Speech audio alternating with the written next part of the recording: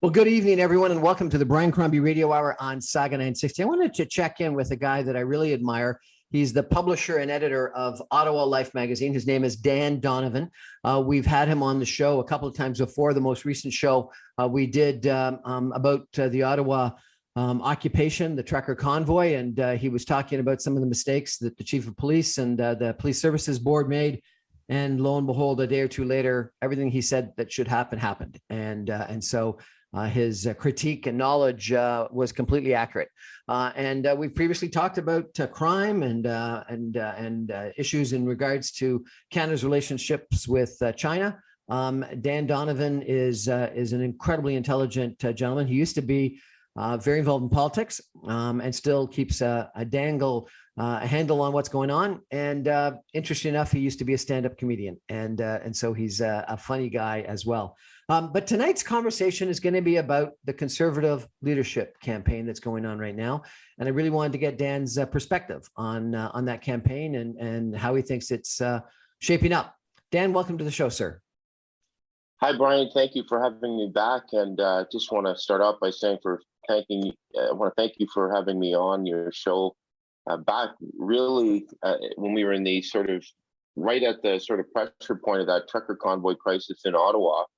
And you may recall when we did that interview and we talked with the police and what was happening, and it was helpful in terms of explaining to people. We shared that podcast with a lot of people because you just nailed so many of the issues so precisely, and there's been big changes since then. As we know, the Ottawa Police Chief is gone, the board is gone.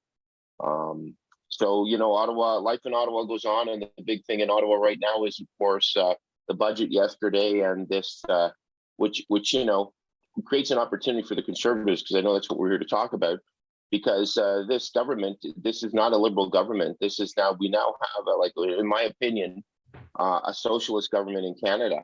And that creates a big opportunity in the center. There is no more center in Canadian politics right now. It's vacant, it's vacuous, and the Liberals have just become the new NDP, and the Conservatives have to they're going through an existential crisis right now in their leadership. They have to decide where are they on the political map. Are they where Canadians are? And I happen to think that most Canadians are where they've always been, in the center. But it seems to me that the leading candidate is, if anything, turning them very sharply right. Well, so just Pierre Poilievre, who's from Ottawa, who is a exceptionally smart guy. He's 42 years old. I believe we have 9 candidates right now. Poilievre is early days in the lead. He was he was a finance critic under Andrew Scheer. When the Aaron O'Toole won, Aaron O'Toole, in the last leadership, just for context here, Aaron O'Toole won the leadership last time in 2020 on this promise that he would court the right wing of the party. Now, that reminds me a little bit of the Preston Manning days in the Reform Party. Loud, volume, loud voices, loud opinions. And, Preston Manning did get the Reform Party to Parliament with 57 seats, and that's about as far as he got politically. And you may recall that in that election, I believe it was back in 1993, the Bloc Québécois under Lucien Bouchard got 58 seats and became the official opposition. So, one of the things I would say, and I think Mr. Poilievre, he's 42, and he's a very smart guy. He knows his history well, but he might want to review those campaigns, because, the problem for the Tories is, and Mr. Poilievre is, Pierre Poilievre may be able to win the Conservative leadership race, but will he be able to win the country? The person right now in second place, and there are 9 candidates, so we can go through them if you like, but the second person, of course, running, high-profile person running, is Jean Charest, the former Quebec premier and Liberal premier. But as we know, in Quebec, there's no Conservative Party. There never has been. So you're either a separatist or you run for either, back then when he was in, it was the Liberals, which are an amalgamation of like conservative-minded people in Quebec and liberals, sort of liberal right people. Or today you have the CAQ, under the sort of more conservative party under Premier Legault, but he's sort of conservative, but he's kind of progressive in his own social policy. But Charest is a conservative. Jean Charest was first elected in 1984. I believe he was 27 years old under Brian Mulroney, when Mulroney with his coalition swept the country. Charest was put in the cabinet. He was a very successful cabinet minister. He was the minister of the environment at one point. He was he had several portfolios, successful by all accounts. Then when the Jean Chrétien government wiped out the Conservatives back in 1993, there were two people left standing. Now, don't quote me exactly on this, but I believe that the Tories went from around like 148 seats under Brian Mulroney, and then he had left, and then Kim Campbell came in. So they went into that election with about 148 seats. At the end of it, they had two.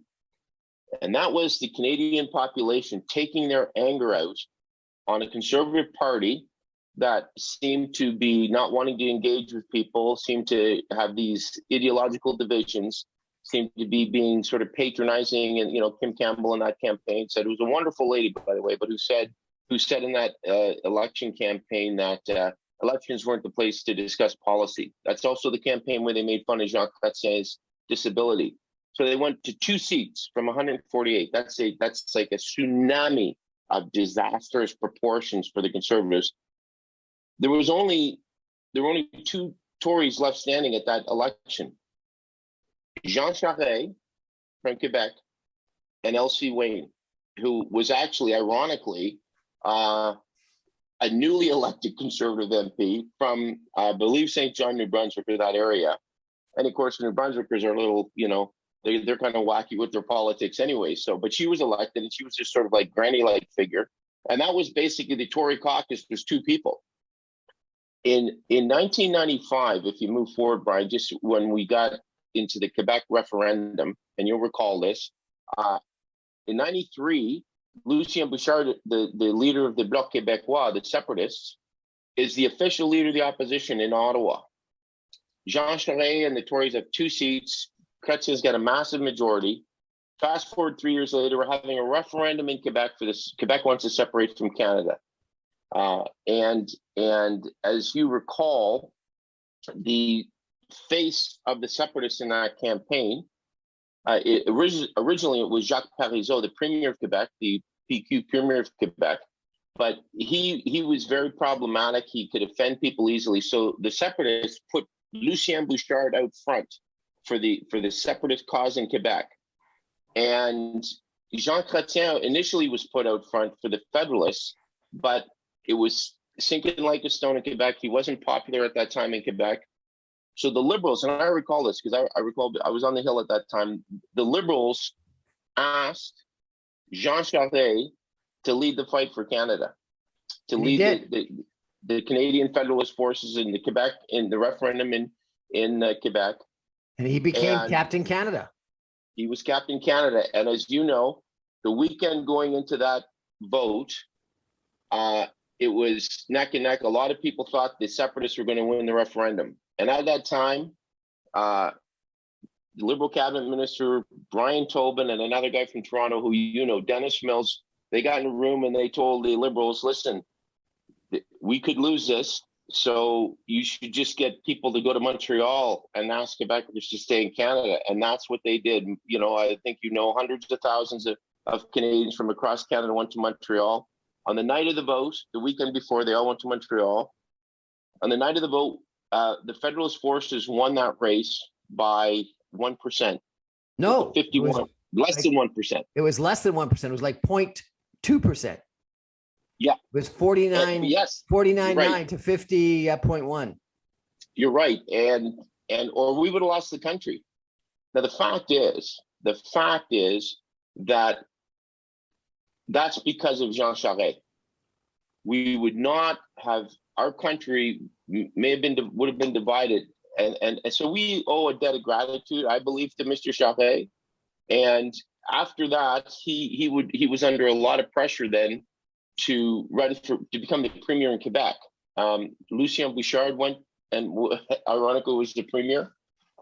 Actually did a good job as premier. But then Jean Charest eventually left and would later run and become the premier of Quebec, but for the Quebec Liberals, because there are no conservative party in Quebec. So that's the thing here. So it's a little disingenuous when people suggest that Jean Charest is a liberal. He's always been a conservative. He was a Quebec Liberal provincially, but that's a very different thing. That's a name only, because in Quebec, in the Liberal Party, there's conservatives and there are traditional liberals, and that's where they all go. So my concern in this campaign, the federal campaign, so you have Pierre Poilievre running on this it reminds me a little bit of the Reform Party, very populist. And again, don't get me wrong about Poilievre. He's a smart guy. He's a really great speaker. He's sharp as a tack. But there's an element of corrosiveness in his approach. It's this almost like carpet bombing approach to issues and to people. And I think part of the problem that I sensed in the country right now is people are tired of that. They don't like corrosive politics. They don't like this firebombing approach of every issue and every person and attacking people's credibility. The first thing that they did out of the gate was attack Jean Charest and suggest he's somehow betrayed the Conservative Party, that he's a liberal. The fact is that, on the record, Mr. Charest was a very successful premier. He left with the province with an $8 billion, in the bank. He instituted a carbon tax there that was negotiated with the business community that everyone accepted, and that's actually one of the few that worked, because it wasn't the type of thing that Trudeau's doing. That's just like a fake tax thing. So this is an existential crisis for the Conservative Party. They have to decide. Do you want to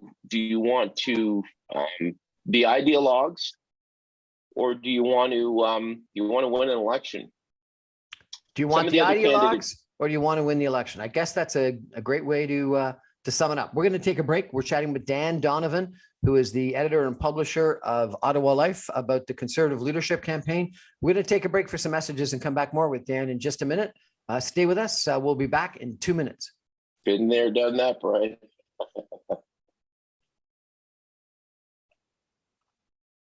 Welcome back, everyone, to the Brian Crombie Radio Hour on Saga 960. We're chatting tonight about the Conservative Party of Canada national federal leadership campaign that's ongoing right now. And our guest is Dan Donovan, who is the editor and publisher of Ottawa Life magazine.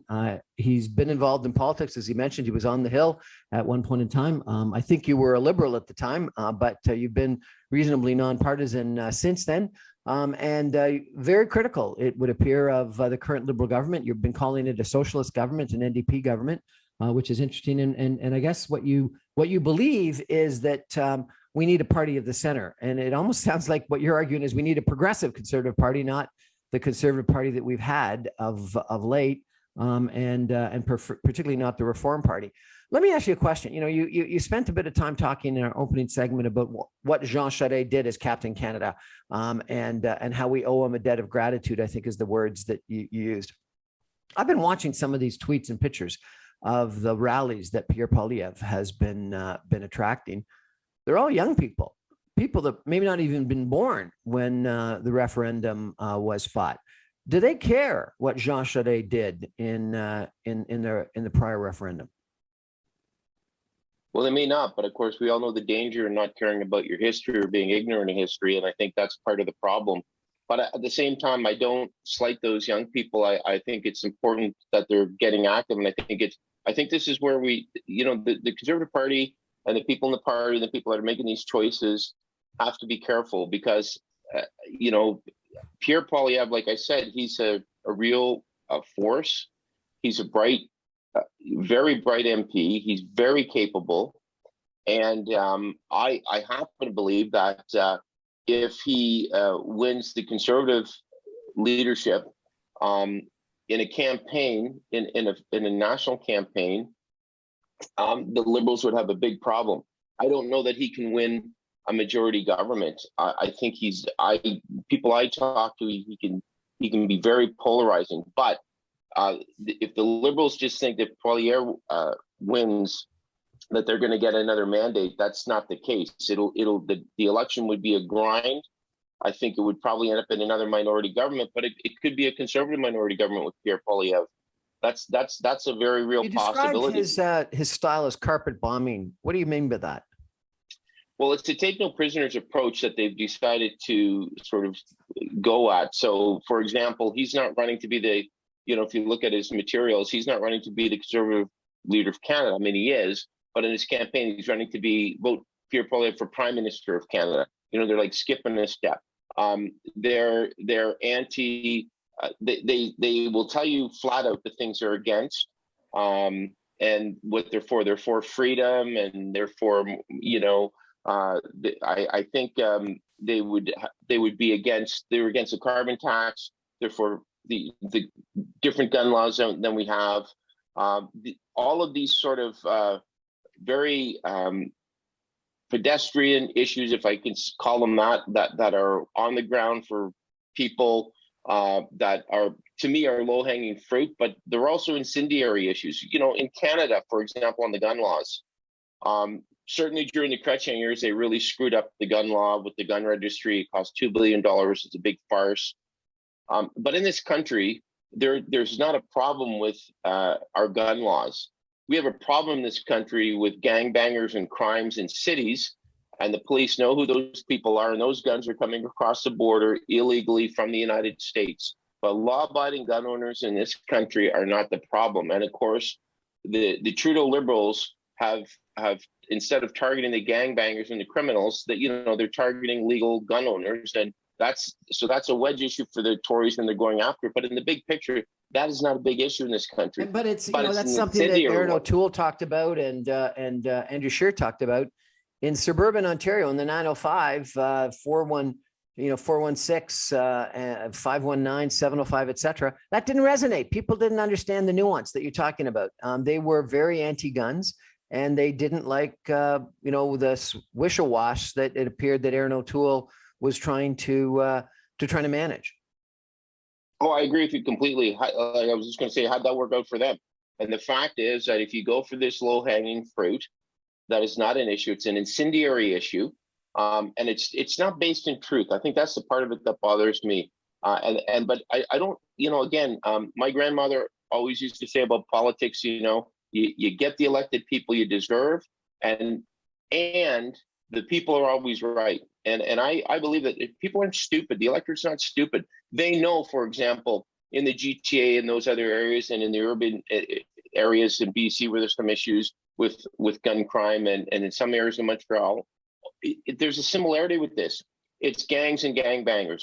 It's not law-abiding citizens. So Aaron O'Toole and Andrew Scheer ratcheting this up, or even Poilievre, I think it's a mistake, and I think it leaves a wrong impression. Let's get to the serious issues. Let me ask you about this rallying cry of freedom, and I keep on seeing this image of the bare-chested guy in the truck convoy that was yelling "freedom" at the top of his lungs, and Pierre Poilievre in some of those rallies is almost channeling that guy yelling "freedom," and it's the rallying cry. I was out in North Battleford, Saskatchewan, a couple of weeks ago, met with the heads of two different Indian band councils, one that represents 2 band councils and bands, and another one that represents 8. And I was shocked when they told me, both of them independently, and they were fighting each other so that they didn't have the same views necessarily, but both of them said when they see a pickup truck with a Canadian flag today, they shudder because they think that that's a Confederate flag. They think that it's the equivalent of a Confederate flag. And when they hear the words freedom, they think white supremacy. And they said that if it was them that was in Ottawa, they would have been shot.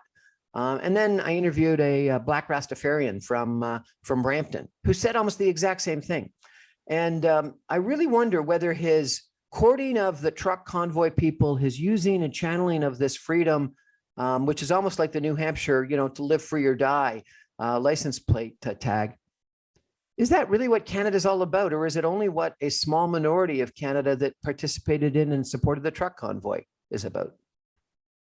Well, it's an interesting point you raised, Brian. And what I would say to you in response to that, and actually to those people who said that to you, is, these whack jobs don't get to own our flag. They don't get to debase and defile the flag and leave that impression in the global communications age we're at, where everything is branding, to pervert our flag and to make it into something awful. They may not be able to, but these guys would argue they did. And I'll give you one other example. My 33-year-old son, who's off to Europe on a trip, said he's not going to sew the Canadian flag onto the knapsack anymore because the Canadian flag doesn't mean today what it did before the truck convoy. Well, and there are multiple reasons that we're going through that sort of, flag image crisis right now that's been brought on about by these people who defiled the flag when they did this.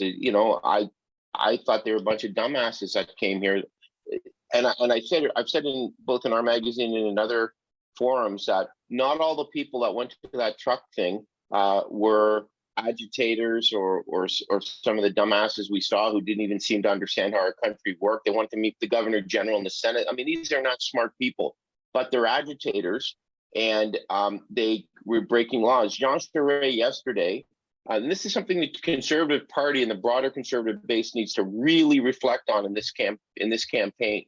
And Jean Charest said yesterday, he did a 20-minute interview here in the local CTV television news, and he went at Poilievre. Jean Charest is no shrinking violet neither. He went at Pierre Poilievre directly and he said, if you want to be the chief legislator in this country, you don't get just to have a buffet style in terms of picking and choosing what you want for our laws.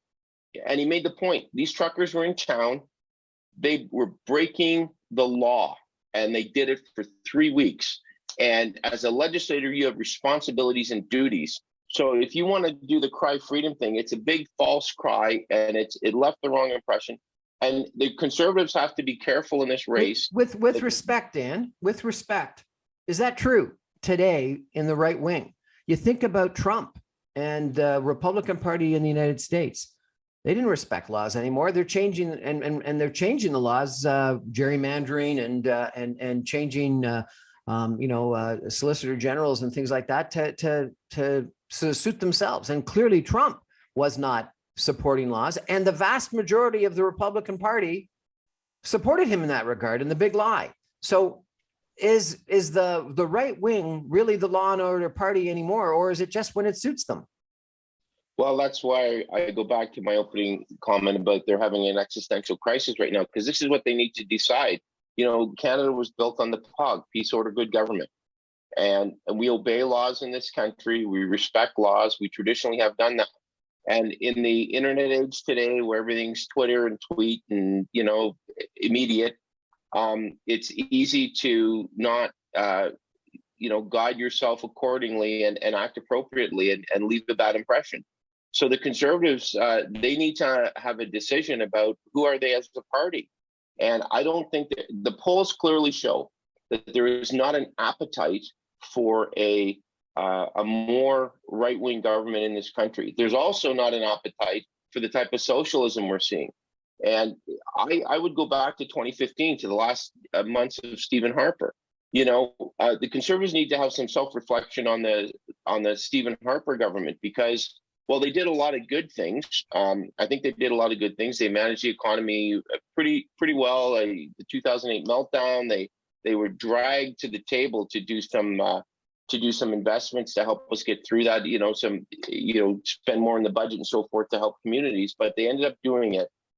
But they had this reputation, and I think that's what killed the Harper government after almost 10 years. They had this reputation for wanting to stick it in the eye and be negative and kind of nasty towards people, and they had this corrosive sort of feel to them.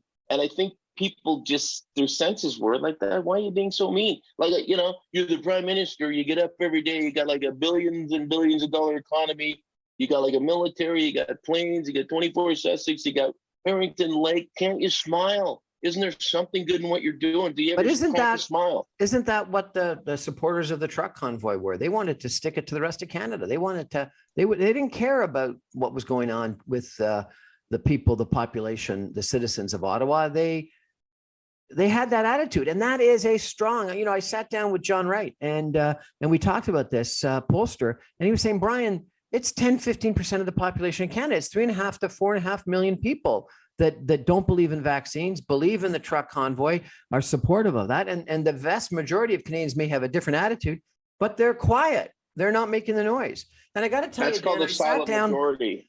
I sat down, silent majority. But that's not who votes in conventions, in campaigns. I sat down on Monday night with someone who's very involved in Andrew Scheer's office and now supporting Pierre Poilievre.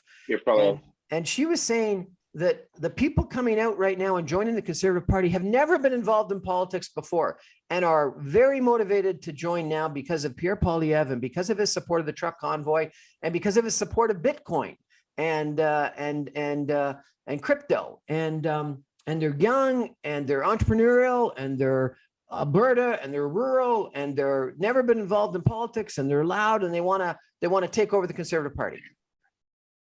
Well, and part of that is true, and that's those are the type of people that he is attracting. But I would say, there's 8 other candidates and that are in this race, including Mr. Charest. And I always think, it's interesting when they talk about Charest. You may recall in the 2012 election, Jean Charest was going into, I believe it was his 3rd election as premier. Everyone in the media had said he was done as premier. There was no way they were saying he was going to get wiped out. There were student protests and some issues in Quebec because he had put in some pretty stringent measures and he didn't want to increase taxes and blah, blah, blah. At the end, and then they were saying in the mainstream media that the Parti Québécois was going to win a majority government. Well, when the election was over, the Parti Québécois government won 54 seats, I believe, and I think Mr. Charest got 50 or 51. So it was a minority government. He chose to leave then, and he could have stayed, but he ran an excellent campaign and he was supposed to just be wiped out. So yes, you get these loud voices that there's a lot of anger in the country right now. The country's never been more divided. There's no doubt about it. I put a lot of that on Mr. Trudeau and his divisive, corrosive style of politics. And so you think this corrosive style of politics is both on the left as well as the right? Oh, it's awful. It's look, frankly, there's no Liberal Party in Canada right now. There really isn't. There's really this party. It's like the cult of Justin. And the Liberal Party exists in name only. It's more of a cult thing. I mean, outside of Chrystia Freeland, most people couldn't name another cabinet minister. And this guy I've never seen the country more divided under a prime minister than with this Justin Trudeau. There's no representation of the government in the West, period. Westerners are very angry. Their environmental policies are all talk, no action. It's all based on taxation. It's not doing anything to help reduce emissions. It's just a big lie. And they treat people, and again, this is where I think we have to be careful. I agree with you. These truckers, and especially the ringleaders of them, were just a bunch of nutbars. The other part of that is there were a lot of people that would come out on the weekends to that thing, and I live in Ottawa, and I was this was awful for the city, but not all of the people that came out to protest. Some of them were just regular people tired of COVID. They were angry in general. They didn't like the way the governments were implementing mandates. But again, the COVID mandates are implemented at the provincial level. The federal government came out with guidelines and they came out with some things to help purchase supplies. But health is a provincial matter. These things were instituted provincially. And a bunch of most of these people didn't even seem to get that basic premise. There's a bit of a lie here. Dan, again, yes, I agree. But Dan, again, John Wright did a survey on this. You probably saw it. 75% of Canadians thought that premiers that got rid of mask mandates gave in unjustifiably, wrongly to the truck convoy. But they all did it. They were all motivated to get rid of, and we've got 100 to 120,000 people a day that are getting the virus in Ontario. Everyone knows now someone that's got COVID. I've had COVID for the first time after 2 years of trying to be safe. So this minority, this very loud minority, appears to have changed politics and public Well, health, frankly. again, it's the analysis. I agree with the substance of what you're saying. I disagree with the conclusion. But one thing you did say, this very loud majority. Yeah, they're very loud. But the facts are, and I'm sure John would tell you this: the provincial, when the trucker thing happened, the all of the provincial governments had all said these mandates are coming to an end, and they had staged them. Even in Ontario, Doug Ford, this is a guy who comes from small business himself. He didn't want to have mask mandates. He didn't want to have the COVID regulations we had, but he kept saying one thing that I thought was smart, and it's something that traditional conservative premiers and liberal premiers and even NDP premiers have done for years. They always say the first thing in any government is the public health and safety. And Ford, on several occasions, just as an example, deferred to the chief medical officer on the mask mandates. The last shutdown in the winter in Ontario, I would say, even like myself, like, and I'm a public health and safety guy. Like, I'm thinking, is that really necessary? Do we have to do that? But Ford, said I have to listen to the public health officer. We knew these mandates were coming off, anyways. So the truckers just sort of dovetail with something that was going to be ending anyways, and then they just magnified it. Then we had a federal government that were just acted like a bunch of dumbasses and didn't even go and talk to these people. The role of any politician, whether you're liberal or conservative or NDP or Green, to listen. You need to talk to people. You need, What about you don't negotiate with terrorists? Well, they're not. These people weren't terrorists. They were just idiots. There's a fine line, okay? But they're just idiots. See, these people come to Ottawa and they want to talk. So you negotiate and listen, idiots. You don't negotiate with terrorists. Well, I suppose. I mean, the fact is, if you listen to these people, you would realize, like when I was watching, I was going, okay, why wouldn't the government just go and talk to these people on the first day and say, listen, we understand what you're saying. We're frustrated too, and we're going to listen and tell us what you think. Are there some things we're doing wrong? Maybe they could have learned something. I don't know, but there's nothing wrong with listening. And then, but also, there's a nexus point between listening and breaking the law. That's why we call government. That's why we have peace, order, and good government. You don't get to hijack a city. You don't get to hijack Parliament Hill and start scrambling eggs and making pancakes right out in front of the parliamentary building and setting up latrines. Chade hasn't been willing to criticize them nearly as strongly as you are. And, his rallying cry, and we're going to have to take a break for some messages now, but I want to come back and ask you later on. His rallying cry is unity versus Pierre Poilievre's freedom. And is unity blah? And is it going to resonate in today's world? We're going to take a break and come back more with Dan Donovan about the Conservative leadership in just a minute. Stay with us, everybody.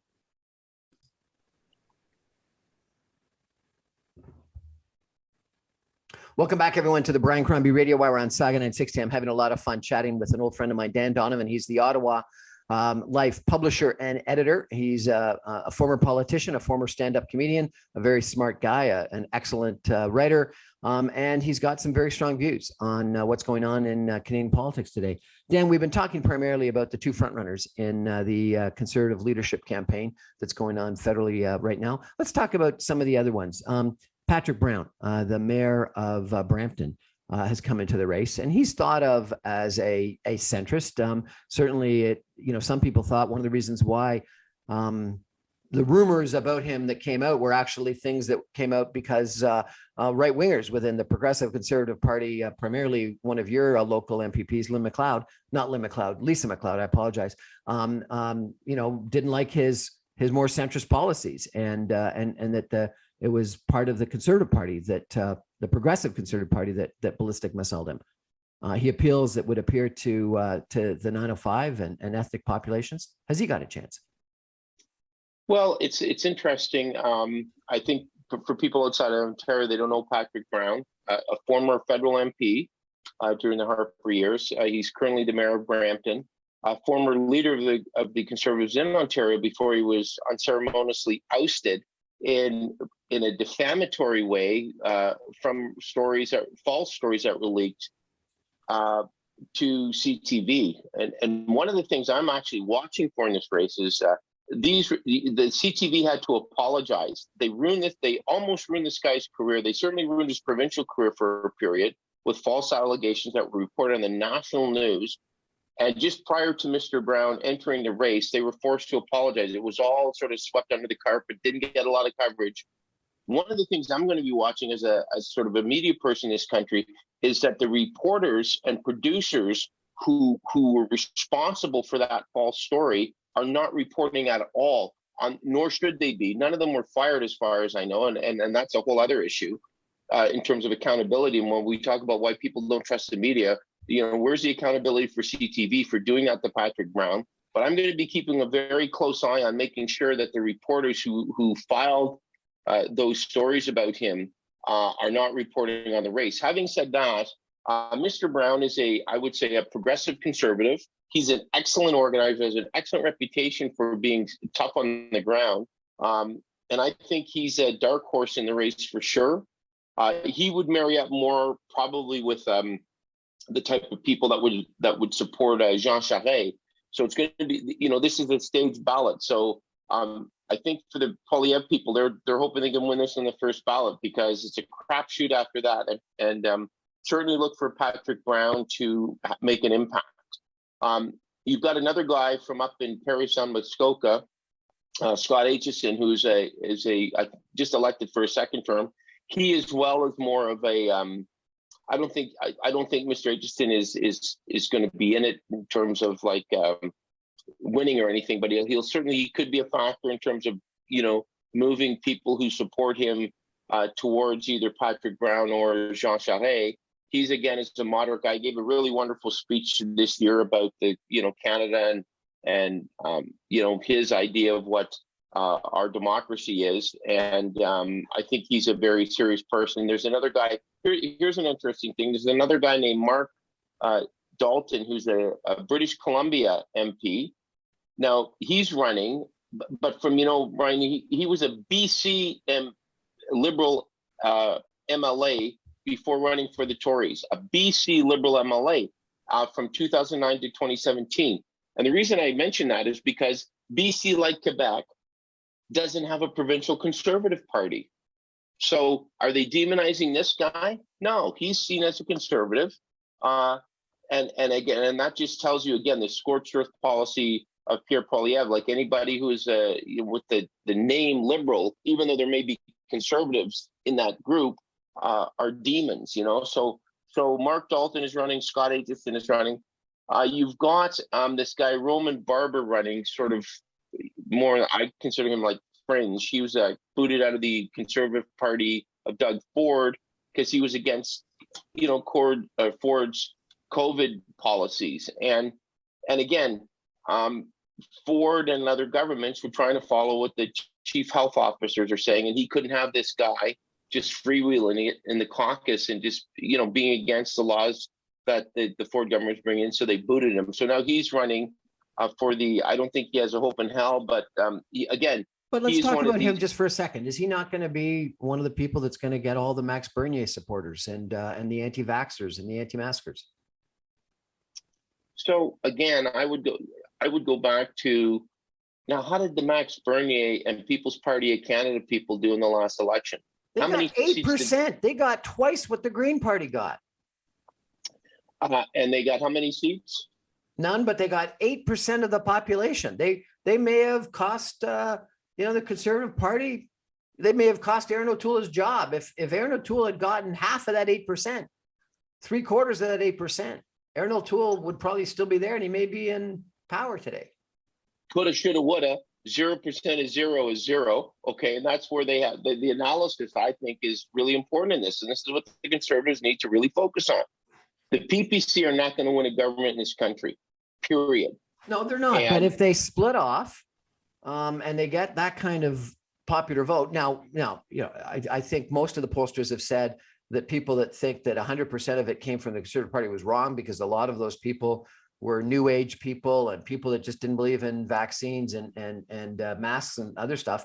And they actually, I think, did some results that said that a good 40% of them were former Liberal and NDP and Green supporters. But still, if you could have gotten 4 to 6% of that vote to the Conservative vote, if that party didn't exist, and the Maverick Party that also was one that people talked about, didn't end up producing much, but that vote might have changed things, wouldn't it? Well, I think you bring up a valid point in the sense that, and I for one would never dismiss anybody who's stepped into the ring to run. I don't think that Roman is someone who's going to win. He might attract. What he will do, and this is important, and this is part of the process, right? He will highlight a debate that we need to have in this country, and a discussion that's eventually going to lead into a policy in this country about vaccines. And where we're at right now with vaccines is, are vaccines mandatory or are they not? I'm personally of the view they shouldn't be. That's a personal choice.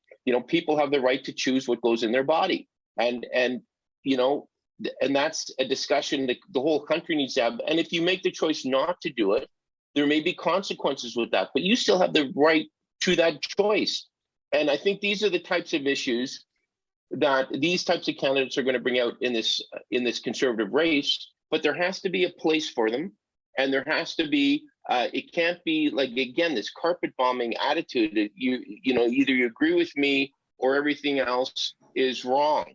And this is where we get the extremism. So people like Roman Barber are going to. They have another candidate from out in Saskatchewan, Joseph Bourgault, who's a businessman from Saskatchewan, talking about freedom. He's against wokeism. He's against COVID vaccines.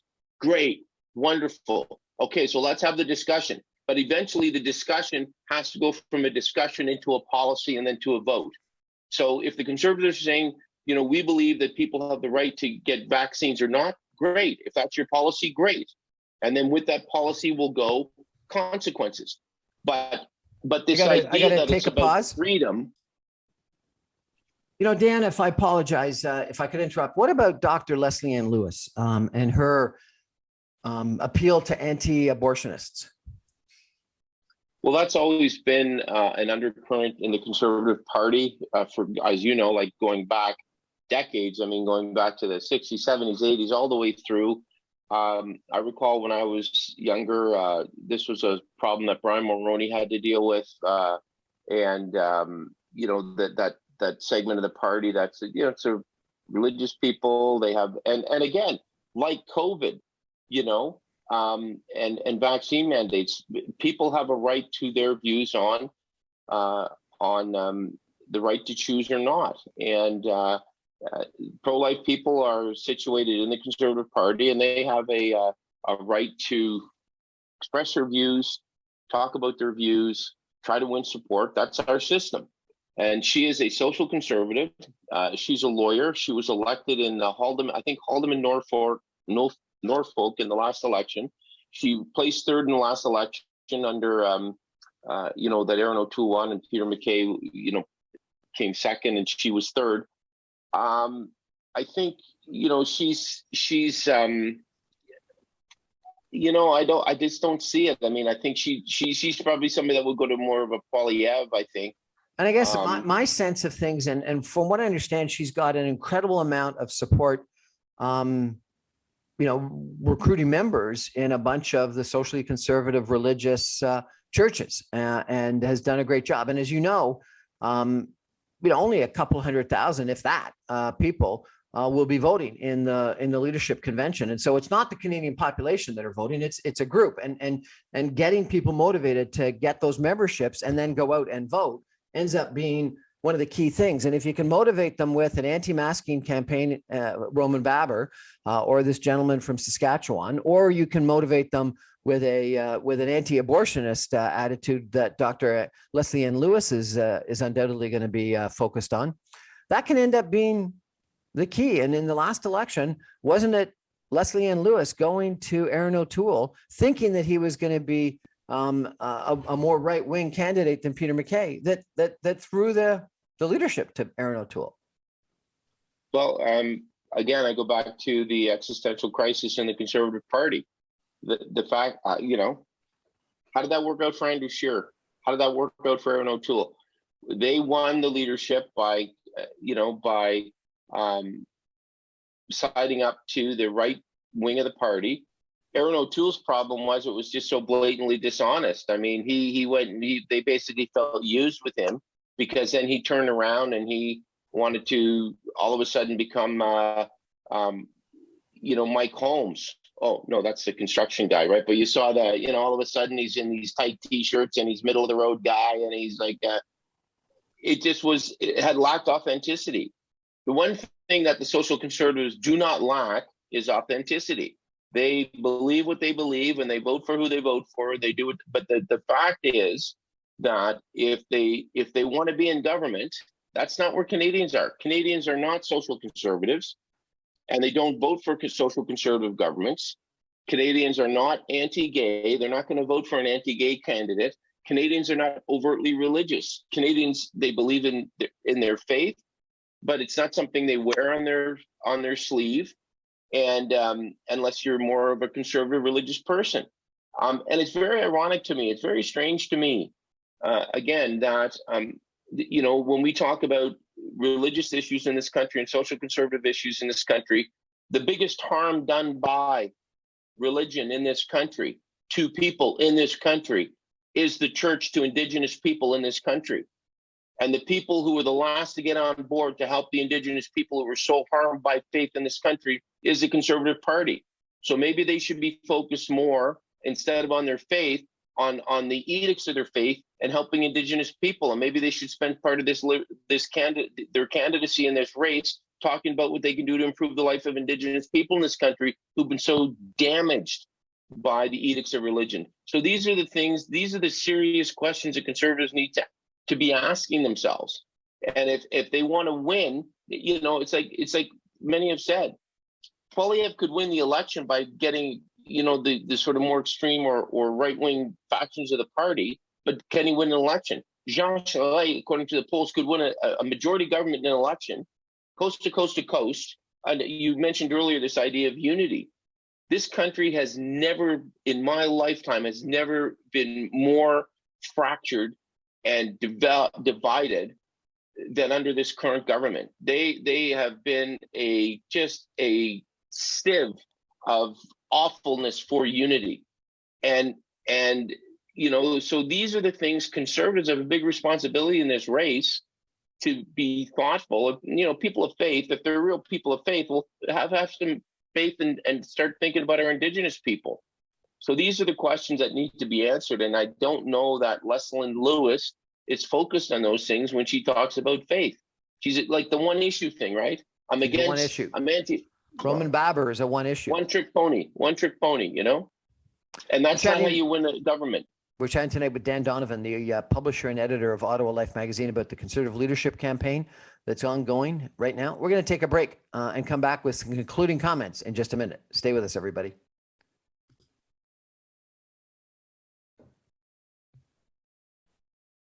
Welcome back to the Brian Crombie Radio Hour on Saga 960. We're chatting tonight with Dan Donovan. He is the publisher and editor of Ottawa Life magazine. He's a former Liberal staffer, worked on the Hill. He's a former stand-up comedian. He's an incredibly smart guy. He's a writer as well as a publisher and editor.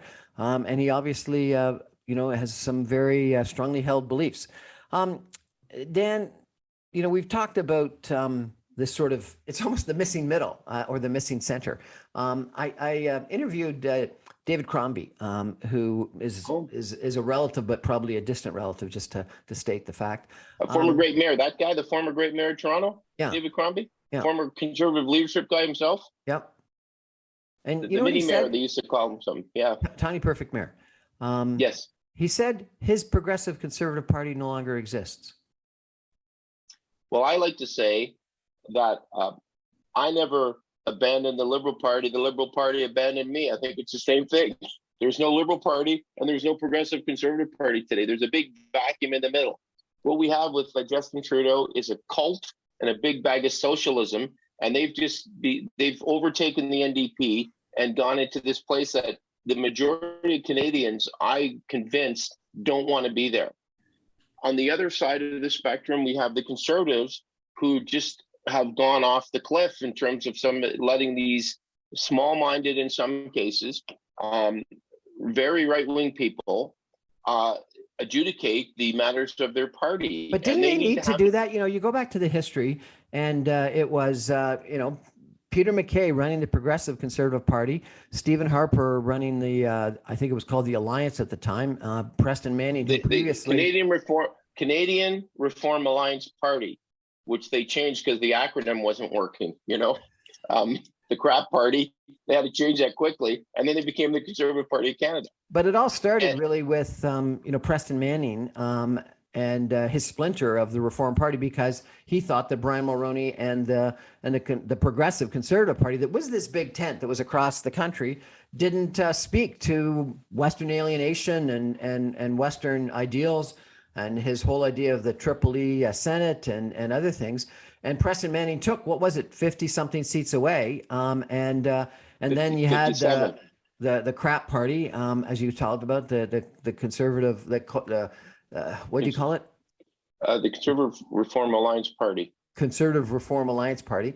And then Stephen Harper. Sorry, Canadian Reform Alliance Party. And then they changed it to the Conservative Party. And then Stephen Harper merged with Peter MacKay, and they took away Progressive from the Progressive Conservative Party and made it the Conservative Party. Peter MacKay, to his credit, he did that, and he was called a traitor and a Judas by a lot of more right-wing conservatives back then. And let's not forget, like Preston Manning, a lot of what Preston Manning said was true. He represented a lot of the legitimate anger from the West, going back to the national energy policy under Pierre Trudeau and other policies. The West, the West wants in. The West wants in. We want to be part of the adjudicating the matters of this country.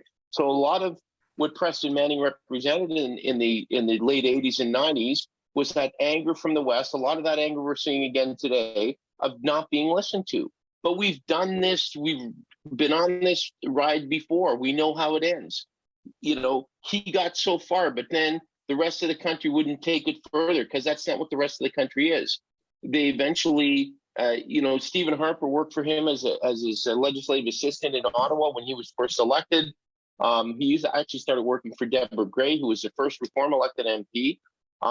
Harper would go on to take over the leadership of the party. Peter MacKay was trying to renew the Progressive Conservative Party, and Harper and MacKay did a great thing for conservatives in Canada. They both realized, like MacKay was like, I got the Progressive Conservatives, and Harper's like, I got the Conservatives, more right-wing guys. But if we don't get our act together, we're just going to be on the opposition forever.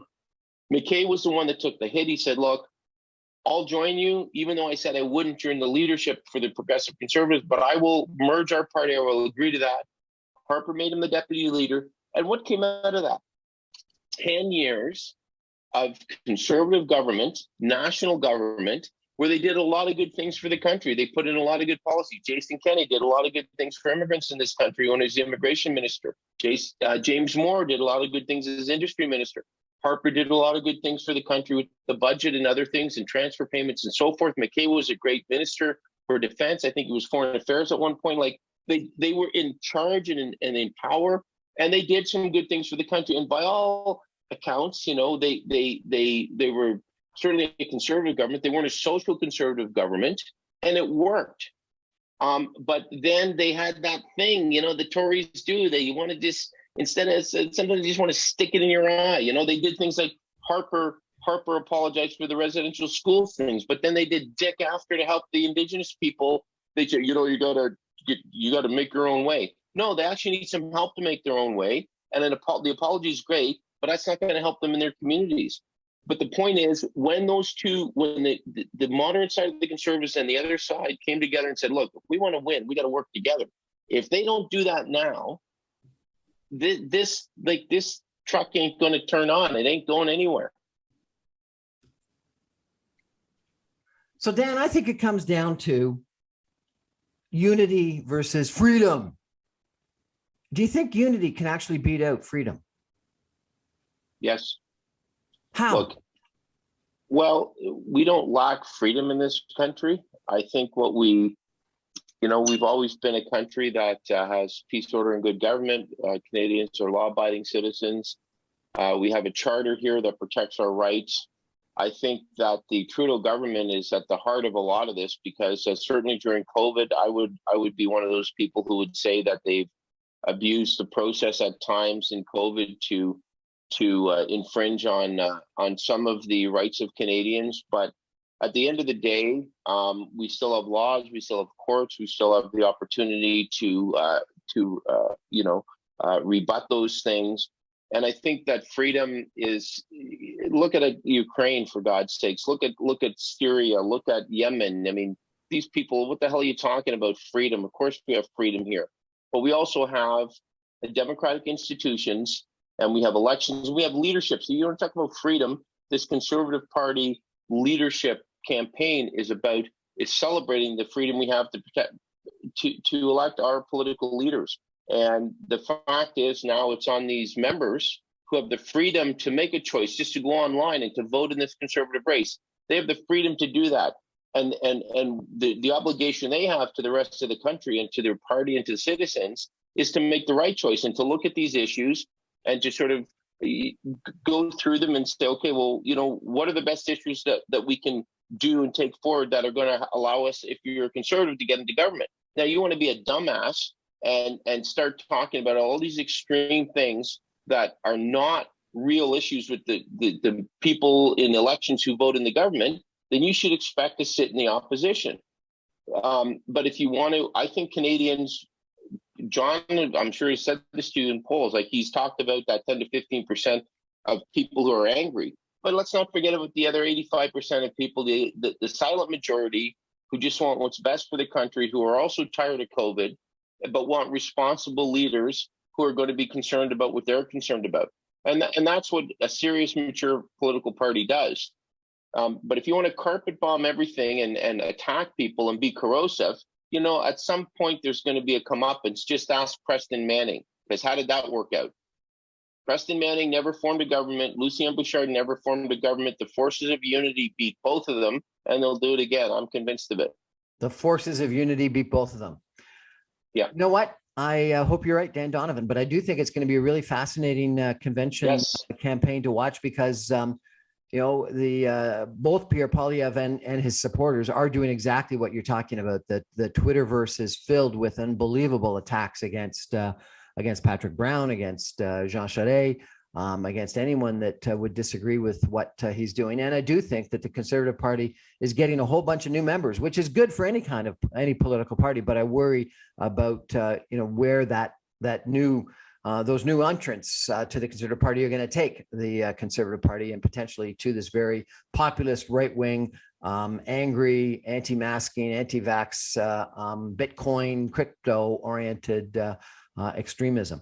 And I'm a fiscal conservative, a social progressive, and probably like you, I'm looking for where I fit in today's political spectrum. And I think that Peter MacKay might have done an incredible job if he was successful in winning the leadership a couple of years ago. Erin O'Toole won it. And I think so. One of the things that we've talked about is this existential crisis within the Conservative Party. And I agree with that. The other thing is, I think you've got to be authentic. And Erin O'Toole, as you mentioned, wasn't authentic. And he won by catering to the right, but then he turned not left, but center in the federal election. And people didn't like that because they didn't think he was authentic. And so what that is, that says to Pierre Poilievre, if you're going to go right the way you have, you've got to stay right. You can't go center later on because then you're not going to be authentic. And it also says to the Conservative Party, you got to elect someone that is who you think will win in the election, not just win the leadership. And so I think it's going to be a really interesting campaign. And I hope that maybe in a couple of weeks, maybe a month or so, we can check back in with you, Dan, to see how you think it's all going. Well, I appreciate you having me on. And there are two big dates coming up for the Conservatives, of course. They have till April 19th to enter the race, and then they have till June 3rd to sign up memberships. And, just on an ending note, it's sort of like the trucker convoy. This race is like the trucker convoy in Ottawa. All these truckers came here because they said they were concerned about vaccine mandates and they were concerned about Canadians. They were concerned about Ottawa. And then really at the end of the day, they were just concerned about themselves. They weren't concerned about any of the residents of Ottawa, any of the people suffering from the way they shut down the city. They weren't concerned about the fact that they were breaking the law and breaking rules and running up anti racist type flags. We saw these displays. They desecrated the National Cenotaph.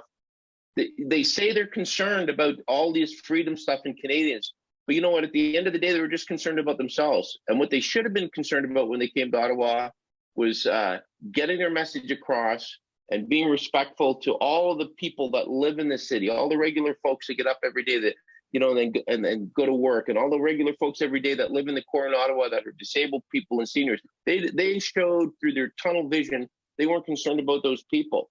And at the end of the day, it took 3 days to clear them out because we had enough of them. And this is what the Conservatives need to keep in mind in their leadership. They just can't be concerned about themselves. They got to be thinking about the whole country. So it's going to be fascinating, and I'm just waiting with bated breath to see how it ends up. You talked about unity and that unity wins in the end. I got to tell you, one of those symbols of unity, and maybe this sounds crazy, but probably like a lot of us, that weekend was glued to the TV watching what was happening as the different police forces were removing the occupiers. And I remember it was the corner of Wellington and Bank, and it was the police from Vancouver, from Durham, and from Toronto that were on Wellington. And then what ended up happening is the Sûreté de Québec came in on a single file along the fence along Parliament Hill at the end of Bank and did the most difficult move because they were there just in a single file, and they came in and then they moved down Bank. And you know what?